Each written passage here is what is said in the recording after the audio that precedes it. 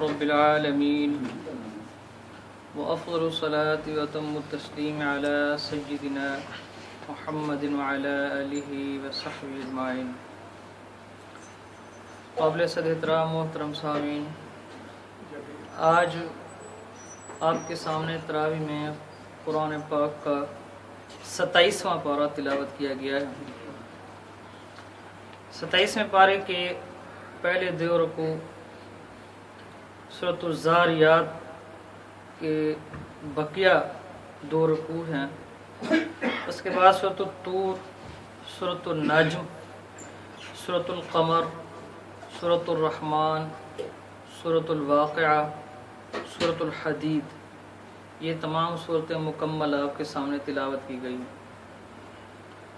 سورۃ الزاریات کے اندر جو پیغام دیا گیا وَمَا خَلَقْتُ الْجِنَّ وَالْإِنسَ إِلَّا لِيَعْبُدُونَ، یہ ایک بہت بڑا پیغام ہے جنوں اور انسانوں کے لیے.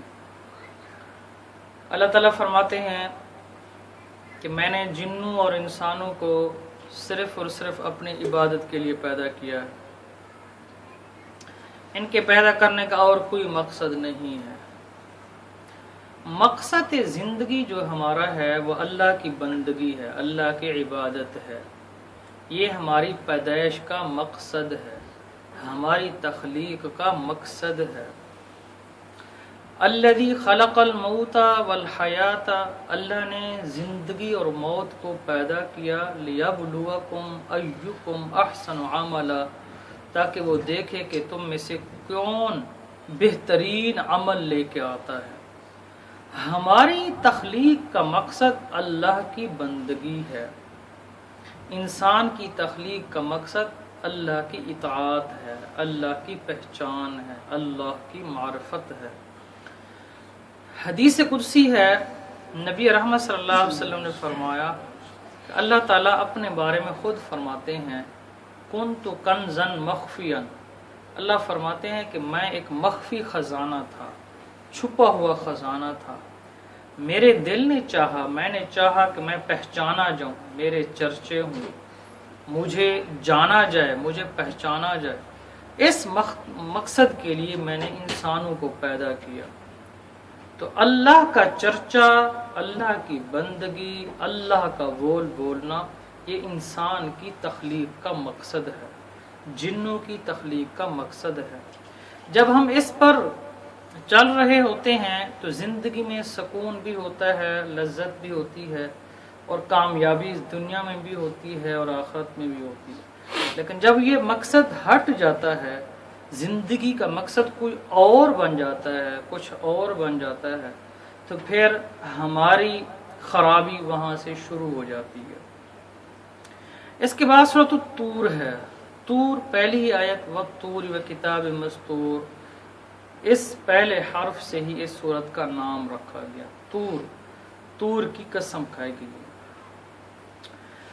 اس سورت کے اندر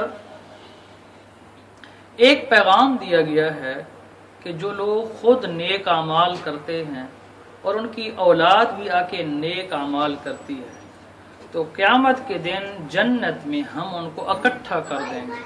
اکٹھا یعنی ایک تو جنت کی لذتیں ہوں گی، دوسرا اولاد کو اور والدین کو ہم اکٹھا کر دیں گے اور ان کو لذت محسوس ہوگی اور جنت کی نعمتوں سے اور لطف حاصل کریں گے. اب یہ ہوگا کہ کسی کا درجہ کم ہوگا، کسی کا درجہ زیادہ ہوگا. جس کا درجہ کم ہوگا اس کو اللہ اپنی رحمت سے بڑھا کر اوپر والے درجے کے برابر کر دے گا اکٹھا رہنے کے لیے. یہ نہیں ہوگا کہ اوپر والے کو نیچے لایا جائے، نہیں، نیچے والے کو اوپر لایا جائے گا اور والدین کو اور اولاد کو اکٹھا رکھا جائے گا. اگر دونوں کے اعمال ٹھیک ہوئے، والدین بھی نیکی کے راستے پر چلتے ہوئے اس دنیا سے رخصت ہوئے اور اولاد بھی اللہ کی بندگی کرتے ہوئے اس دنیا سے رخصت ہوئی، تو اللہ اس صورت کے اندر کہتے ہیں کہ یہ میں نظام بناؤں گا. اس کے بعد اللہ تعالیٰ فرماتے ہیں نماز کے جو اوقات ہیں کہ نماز کس کس وقت میں پڑھی جانی چاہیے، اور مقامات پر بھی آیا ہے اس صورت میں بھی نماز کا تعیین وقت ذکر کیا گیا ہے کہ کون سی نماز کس وقت میں پڑھیں۔ دوسری جگہ پر اللہ تعالیٰ یہ بھی فرماتا ہے ان الصلاۃ کانت علی المؤمنین کتابا موقوتا، کہ ہم نے نماز کو مقرر وقت پر فرض کیا ہے، مقرر وقت پر، یعنی ہر نماز کا وقت ہے اور اس میں ادا کرنی چاہیے۔ نماز یہ امت بھلا چکی ہے اس درس کو، اس پیغام کو، اس کا بار بار تذکرہ ہونا چاہیے اپنی مجالس میں، اپنے محافل میں، اپنے روز و شب میں، اپنے اٹھتے بیٹھتے میں۔ اس عمل کو زندہ کریں، نماز کے عمل کو زندہ کریں، یہ بنیاد ہے ہماری۔ قیامت کے دن سب سے پہلا سوال نماز کے بارے میں ہوگا، سب سے پہلا سوال۔ اگر اس کے اندر کوئی کامیابی ہوئی تو پھر آگے بھی کامیابی ہو سکتی ہے، اگر اس کے اندر انسان پھنس گیا تو آگے پھر بالکل کوئی کامیابی نہیں ہوگی۔ اس کے بعد سورۃ النجم ہے۔ نجم کے اندر مرکزی مضمون محمد رسول اللہ صلی اللہ علیہ وسلم کی معراج کا بتایا گیا، حضور کی پرواز بتائی گئی کہ حضور کی پرواز کتنی بلند ہے۔ وَالنَّجْمِ إِذَا هَوَى مَا ضَلَّ صَاحِبُكُمْ وَمَا غَوَى وَمَا يَنطِقُ عَنِ الْهَوَى إِنْ هُوَ إِلَّا وَحْيٌ يُوحَى عَلَّمَهُ شَدِيدُ الْقُوَى ذُو مِرَّةٍ فَاسْتَوَى وَهُوَ بِالْأُفُقِ الْأَعْلَى ثُمَّ دَنَا فَتَدَلَّى فَكَانَ قَابَ قَوْسَيْنِ أَوْ أَدْنَى۔ یہ محمد رسول اللہ صلی اللہ علیہ وسلم کی تعریف ہو رہی ہے، حضور کا مقام، حضور کا مرتبہ، حضور کی پرواز، حضور کی شان بلند ہو رہی ہے، حضور کی شان بیان کی جا رہی ہے کہ یہ محمد رسول اللہ صلی اللہ علیہ وسلم کا مقام ہے۔ کسی کو معراج ہوئی ہے کشتی میں، کسی کو معراج ہوئی ہے پہاڑ پہ، کسی کو معراج ہوئی ہے مچھلی کے پیٹ میں، کسی کو معراج کس انداز میں ہوئی ہے، کسی کو معراج کس انداز میں ہوئی ہے۔ لیکن قرآن جب محمد رسول اللہ صلی اللہ علیہ وسلم کے معراج کو بیان کرتا ہے تو سارے دنیا کے درجے، سارے مقام، ساری عزتیں وہ نیچے رہ جاتی ہیں، محمد رسول اللہ صلی اللہ علیہ وسلم آگے چلے جاتے ہیں۔ ثم دنا فتدلى فكان قاب قوسين او ادنى۔ اللہ اور محمد رسول اللہ صلی اللہ علیہ وسلم کے درمیان یہ سورۃ النجم کے اندر آیا ہے کہ اتنا فاصلہ ہے جتنا تیر اور کمان کا آپس میں فاصلہ رہے، تمام پردے ہٹ جاتے ہیں، حضور کو دیدار کرایا گیا ہے۔ اس کے اندر سورۃ النجم میں سجدہ تلاوت ہے۔ قرآن کی دو ترتیب ہے، ایک تو یہ ترتیب ہمارے سامنے ہے، سورہ فاتحہ پہلے اور آخری سورۃ الناس ہے، ایک ہے یہ ترتیب۔ دوسری ترتیب ہے ترتیب نزولی، جس ترتیب سے قرآن نازل ہوا۔ اب سب سے پہلی سورت کون سی نازل ہوئی؟ اقرأ بسم ربک الذی خلق۔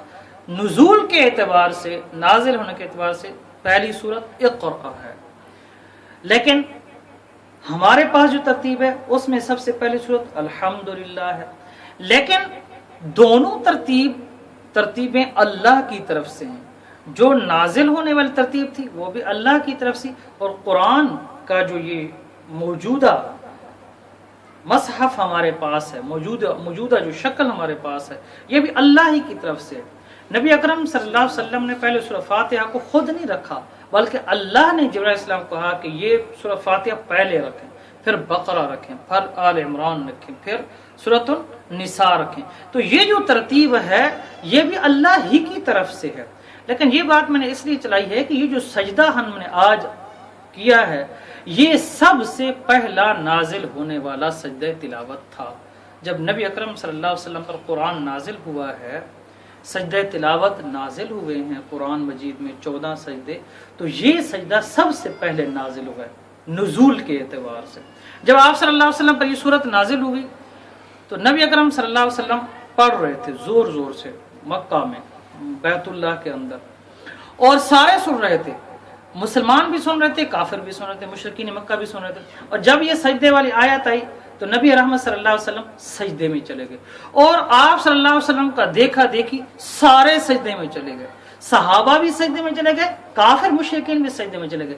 دو بد نصیب تھے جنہوں نے اس ٹائم سجدہ نہیں کیا تھا، ایک تو امیہ بن خلف نے کی تھا، ایک مطلب، یہ مطلب نہیں ہے، ایک تو نبی کریم صلی اللہ علیہ وسلم کے دادا نا عبد المطلب، وہ نہیں، ایک اور مطلب ہیں، انہوں نے جو ہے سجدہ نہیں کیا تھا۔ اب یہ امیہ بن خلف تو کفر کی حالت میں فوت ہوا ہے، بد نصیب ہو کر فوت ہوا، لیکن مطلب بعد میں مسلمان ہو گیا۔ ان 2 آدمی نے سجدہ نہیں کیا تھا، باقی جتنے بھی قرآن سن رہے تھے، کافر، مشرک، صحابہ، سب نے جب حضور کو دیکھا کہ آپ سجدے میں گر گئے، یہ قرآن کا اعزاز تھا، قرآن کی شان تھی کہ سارے جب یہ آیت ہے حضور سجدے میں گئے تو سارے سجدے میں چلے گئے۔ اس کے بعد سورۃ القمر ہے۔ قمر چاند کو کہا جاتا ہے، چاند، اور نبی کریم صلی اللہ علیہ وسلم کی زندگی میں چاند 2 ٹکڑے ہوا ہے، اس کا تذکرہ اس صورت میں آیا ہے۔ نبی کریم صلی اللہ علیہ وسلم مینا کے مقام پر تھے تو آپ کے معجزے سے چاند 2 ٹکڑے ہوا، ایک پہاڑی پر چلا گیا، دوسرا ٹکڑا دوسری پہاڑی پر چلا گیا۔ نبی رحمت صلی اللہ علیہ وسلم فرمایا، جتنے لوگ وہاں موجود تھے، آپ فرمایا دیکھ لو یہ اللہ کی طرف سے یہ شان ہے۔ اس کے بعد یہ تھوڑے لمحے کے لیے ہوا تھا، اس کے بعد یہ جوڑ گیا۔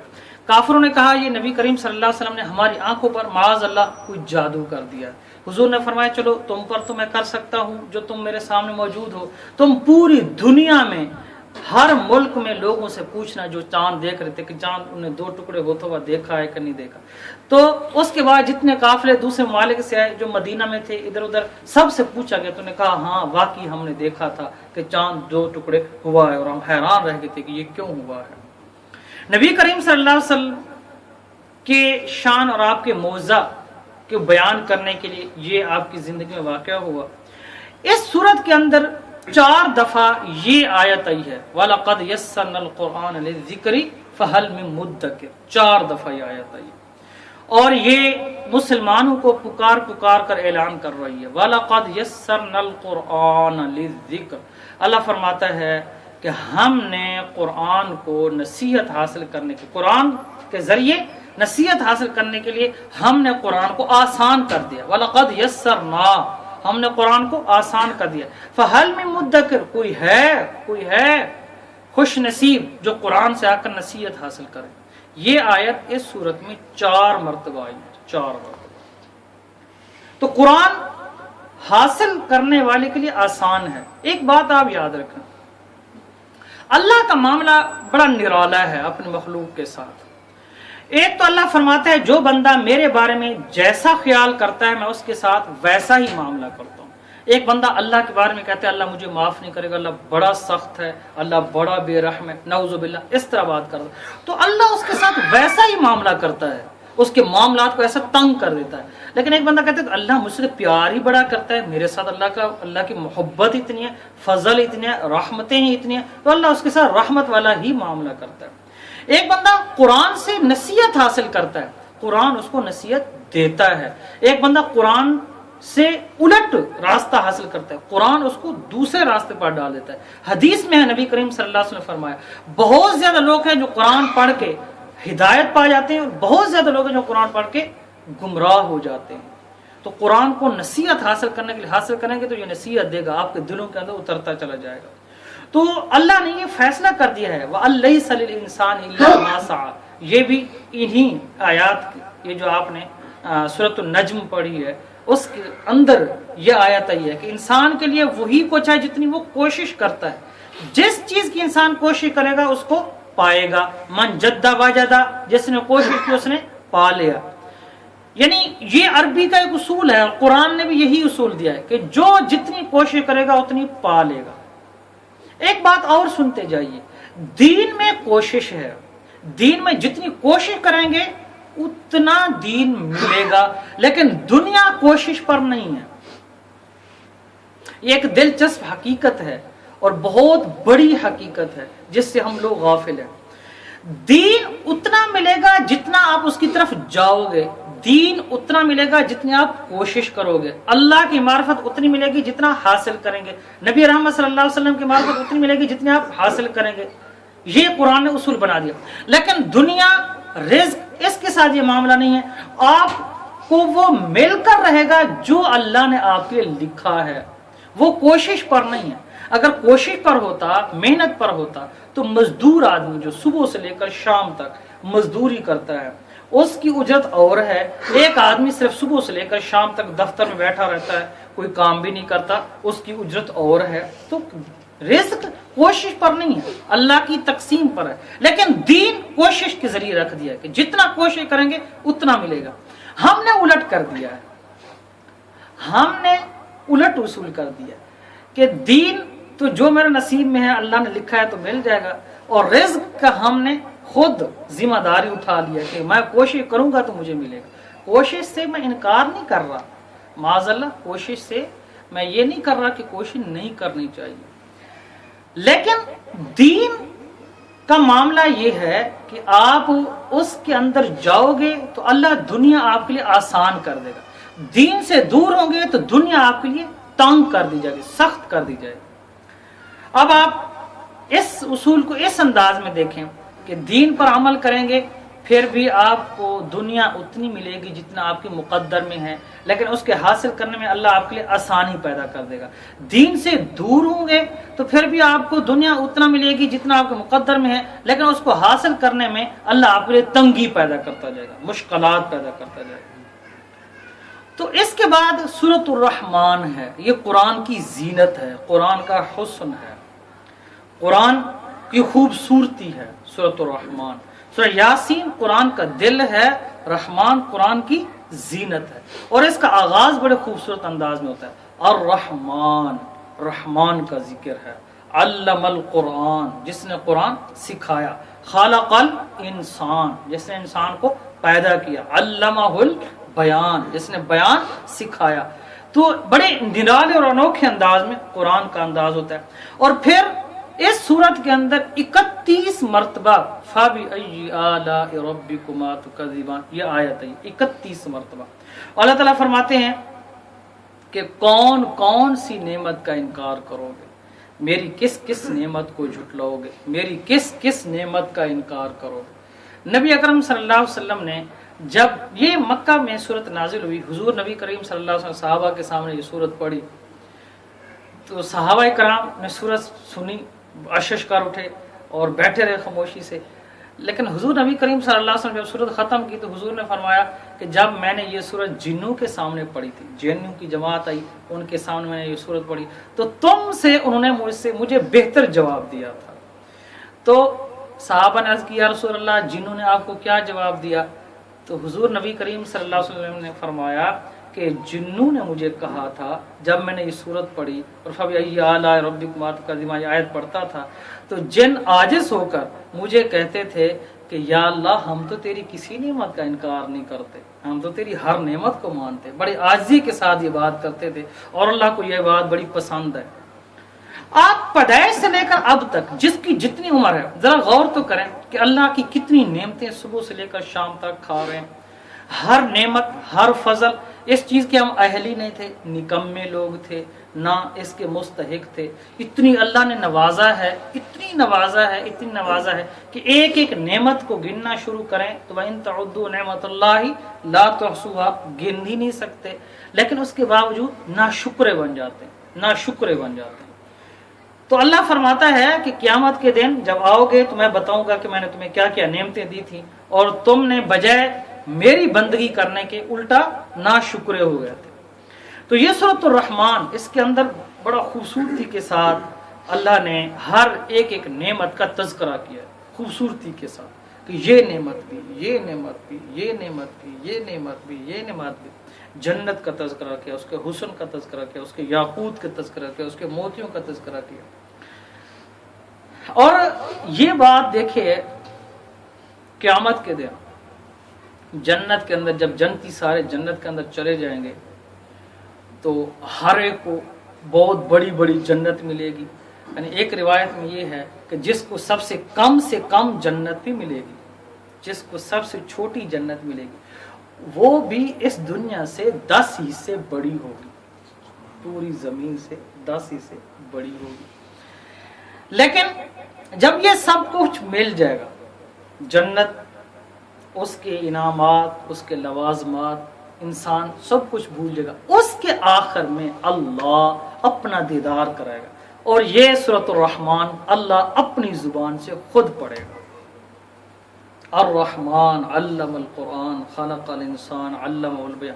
جب اللہ تعالیٰ یہ سورۃ الرحمن پڑھیں گے تو اس وقت جو جنت کے اندر حوریں ہوں گی وہ 7 ساز کے اندر شامل ہوں گی، جنت کے جو درخت ہیں وہ جھوم اٹھیں گے، جنت کے جو فرشتے ہیں وہ بھی ساتھ شریک ہو جائیں گے. تو ایک ایسا سما ہو جائے گا، یعنی جتنا بھی حسن ہو، جتنا بھی خوبصورتی ہو، وہ اللہ کی دی ہوئی ہے نا، اللہ کی پیدا کی ہوئی ہے. یعنی ہم دنیا کے اندر کوئی حسن دیکھتے ہیں، دنیا کے اندر کوئی خوبصورتی دیکھتے ہیں، دنیا کے اندر کوئی خوبصورت آواز دیکھتے ہیں، یہ کیا ہے؟ اللہ نے پیدا کیا. اور کہتا ہے اللہ کہ اس کی دنیا کی کوئی حقیقت ہی نہیں ہے میری نظر میں، یہ تو بالکل مچھر کے بر کے برابر ہے. آج یہ آپ نے آیت سنی ہے سورۃ الحدید میں، متاع الغرور، دھوکہ ہی دھوکہ. لیکن جنت جس کو اللہ کہتا ہے وہ بہت بڑی نعمت ہے، جس کو کہتا ہے کہ میں نے اپنے ہاتھوں سے بنایا ہے، جس کو وہ کہتا ہے جب سے میں نے جنت کو بنایا ہے. دیکھیے جنت کو اللہ نے پہلے تو اپنے ہاتھوں سے بنایا، خود خوبصورتی سے سجایا ہے، اور جب سے بنایا اس وقت سے لے کر آج تک ہر دن اللہ تعالیٰ جنت کو ہر روز 5 مرتبہ نیا حسن دیتا ہے، 5 مرتبہ نئے طریقے سے نکھارتا ہے. یعنی آپ یہ دیکھیں کہ ایک پھول کی پتی ہے تو اس کو بھی اللہ تعالیٰ ہر روز 5 مرتبہ نیا نکھار دے رہا ہے. تو کیا عالم ہوگا ہم سوچ نہیں سکتے. لیکن اس کے بعد جب خود رب، خود جس کا کلام ہے، جو پوری دنیا کا مالک ہے، جو خالق ہے، جو رازق ہے، جب وہ سورۃ الرحمن کی تلاوت کرے گا تو انسان سب کچھ بھول جائے گا، جنتی سب کچھ بھول جائے گا. نہ جنت یاد رہے گی، نہ حوریں یاد رہیں گی، نہ فرشتے یاد رہیں گے، نہ جنت کی نعمتیں یاد رہیں گی، کچھ بھی. بس وہ اللہ کا دیدار اور اللہ کی آواز دل کرے گا وہی سنتے جائیں. جب اللہ تلاوت ختم کریں گے سورۃ الرحمن کی تو اس کے بعد جنتی کہیں گے یا اللہ کچھ بھی نہیں چاہیے، یہ کچھ بھی نہیں چاہیے، بس یہ سناتا رہے تو سورۃ الرحمن، تیری آواز اور ہم سنتے رہے. یہ بہت بڑا انعام ہوگا، یہ بہت بڑا اعزاز ہوگا. ایک عالم دین فرمانے لگے کہ قیامت کے دن جہنم کو اور کوئی عذاب بھی نہ دیا جائے، کچھ بھی نہ کیا جائے، صرف اللہ کے دیدار سے محروم رکھا جائے تو یہ سب سے بڑا عذاب ہوگا ان کے لیے. یعنی صرف اللہ کا دیدار ان کو نہ کرانا یہ سب سے بڑا عذاب ہوگا. لیکن ایسا ہوگا تو نہیں، جہنم میں تو جانا ہے جس نے، یہ تو حقیقت ہے جو اللہ نے قرآن میں کہہ دیا ہے کہ جن کے نام بد اعمال ہیں، جنہوں نے اللہ اور رسول کا انکار کیا ہے، جو کافر ہیں، تو وہ تو ایک راستہ ہے جس کو انسان سے ڈرایا گیا ہے. اس کے بعد سورۃ الواقعہ ہے. واقعہ قرآن مجید میں اذا وقعت الواقعہ یعنی یہ سورت کا آغاز ہو رہا، تو قیامت کا واقعہ جب برپا ہوگا اس واقعے کی مناسبت سے اس سورت کا نام واقعہ رکھا گیا ہے. اور اس سورت کے اندر بڑی خوبصورتی کے ساتھ جنت کا تذکرہ گیا، بڑی خوبصورتی کے ساتھ ہر ایک چیز کو، جنت کے پھلوں کو، جنت کی حوروں کو، جنت کے کیلوں کو، جنت کے انگور کو، ایک ایک چیز کو بیان کیا گیا. اور یہ فرمایا گیا ہے کہ اس دن یہ سارے کچھ کن لوگوں کو ملے گا؟ دائیں ہاتھ والوں کو. دائیں ہاتھ والوں کا تذکرہ کیا گیا. دائیں ہاتھ والے کون ہوں گے؟ جن کا نامہ اعمال نیک ہوگا، جو کامیاب ہو جائیں گے، جو امتحان میں پاس ہو جائیں گے، وہ دائیں ہاتھ والے، اور ان کو یہ انعام ملے گا جنت کا. اور بائیں ہاتھ والوں کو کہا گیا کہ وہ خسارے میں چلے گئے. بائیں ہاتھ والے کون ہوں گے؟ اس صورت کے اندر کہا بائیں ہاتھ والے وہ جو ناکام ہو جائیں گے. اور اس میں ایک پیغام دیا گیا کہ لا یمسہ الا المطہرون، کہ اس قرآن کو نہ چھونا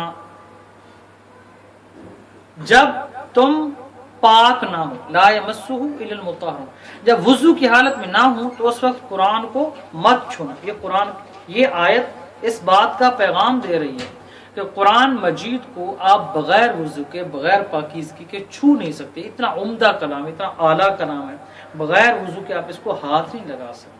اس کے بعد سورۃ الحدید ہے. سورۃ الحدید، حدید کہتے ہیں لوہے کو، لوہے کا تذکرہ آیا ہے اس میں کہ اللہ نے انسانوں کو فائدے کے لیے یہ نعمت کے طور پر اللہ نے پیدا کیے. اس مناسبت سے اس سورت کا نام سورۃ الحدید رکھا گیا ہے. اس میں شروع میں اللہ تعالیٰ اپنی کبریائی، اپنی حمد و ثنا بیان کرتا ہے. تو اس کے بعد اس سورت کے اندر اللہ تعالیٰ کی نعمتوں کا تذکرہ ہے کہ اللہ تعالیٰ کی نعمتوں کو دیکھو اور اللہ کی طرف پلٹ آؤ. اللہ کی تعالیٰ کی نعمتوں کو دیکھو، اللہ کی طرف پلٹو. اور یہ کہا گیا سابقوا الی مغفرۃ من ربکم وجنۃ عرضھا کعرض السماء، دوڑو اس جنت کی طرف اور اللہ کی مغفرت کی طرف. سابقوا قرآن مجید میں ایک تو چوتھے پارے میں آیا ہے. سابقوا کا لفظ جو ہے نا آگے پیچھے قرآن میں استعمال ہوتا رہا ہے. قرآن مجید میں چوتھے پارے میں ایک لفظ آیا وسارعوا الی مغفرۃ من ربکم، یہاں آیا لفظ سابقوا الی مغفرۃ من ربکم. تو سبقت، سارعوا دوڑنا، یہ اللہ تعالیٰ شوق دلا رہا ہے کہ دین کے کام میں ایک دوسرے سے سبقت لے جاؤ، ایک دوسرے سے آگے نکلنے کی کوشش کرو. تمہارے اندر شوق ہونا چاہیے، جذبہ ہونا چاہیے، ولولہ ہونا چاہیے اللہ کو راضی کرنے کا، جنت کے حاصل کرنے کا. اور اس جنت کا عرضھا کعرض السماء، جس کی جو اس کی لمبائی چوڑائی وہ زمین و آسمان بتایا گیا، یہ کتنی کھلی جنت ہے، اس کی طرف شوق کرو، اس کی طرف دوڑو. تو اللہ تعالیٰ سے دعا ہے کہ اللہ تعالیٰ ہم سب کا حامی ناصر ہو. اقول قولی ھذا استغفر اللہ لی ولکم ولسائر المسلمین.